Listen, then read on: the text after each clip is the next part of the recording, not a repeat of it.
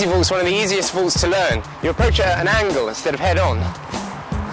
You place one hand on the rail or wall to stabilise yourself, and then you swing your legs over. When you pass over the obstacle, your trailing hand replaces your lead hand to help control the exit.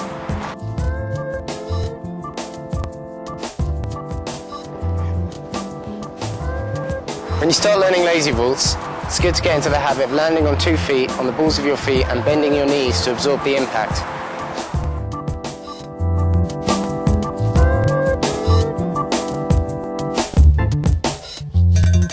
So when you've mastered the simple lazy vault at a low level, you can find somewhere like this and slowly move up with height. Start off maybe here, and when you're completely confident in your landing and your execution, move up a little more, and up a little more when you get confident with that. And when you get to a height like this, you probably want to link it with a roll.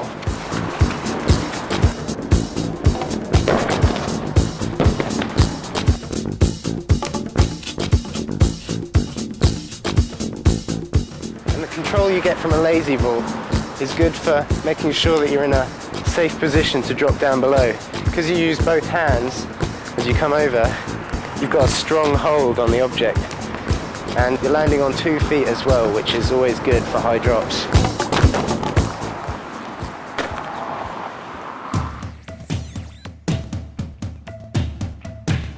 When you have 2 or 3 rails in a row, you want to learn to combine your vaults without losing any of your momentum.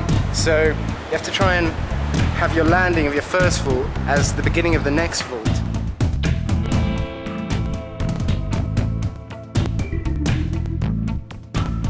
Around this little area here, I can see many opportunities.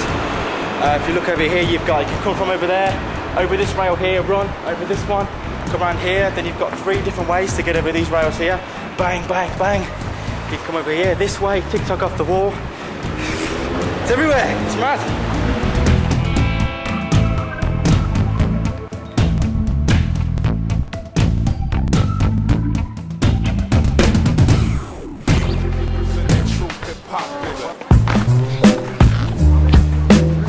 You guys are crazy, man.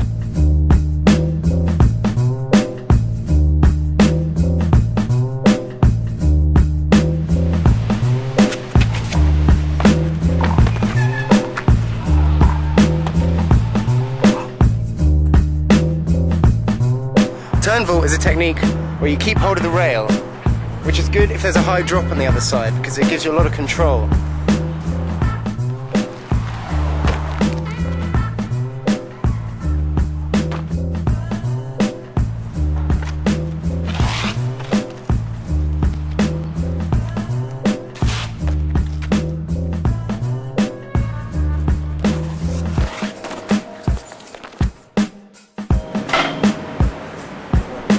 When you come out and you start jumping about on rails and stuff, it's important before you start jumping about to test them. I mean, come in and look at these now, you think they're alright. If you come and take a look at this here, look at that. It's not safe at all. And if I would have just come up here now, stood on there and jumped to that, who knows what could have happened. But I tested it, so yeah. Further up here it's okay, so that's no problem. But it's always important when you come out and do stuff like this to check it first. It's right here.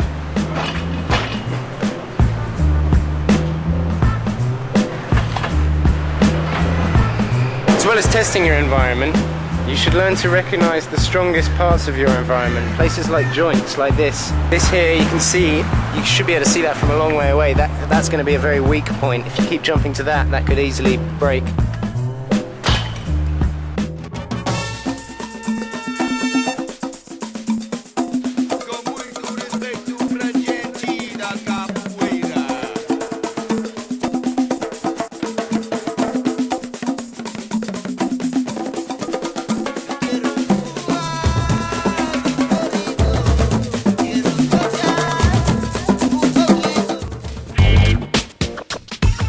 Speed vault is mostly used to negotiate lower level objects. It's the only vault that allows you to maintain full speed throughout the move. When you approach the obstacle, you aim to clear it as efficiently as you can. You do this by keeping the body and the inside leg as close to the object as possible. Okay, things to avoid doing when you do this vault are: number 1, Don't take off too close to the object. Number 2, when your feet are in the air, make sure they're not too high up in the air. And number 3, always take off and land on the same foot. But this is what happens when your feet get too high. Did you see that vault then? You can see with that one that my feet went so high that I lost the speed as I went up and over. The aim is to keep it low and fast. This is what happens if you take off and land on opposite feet.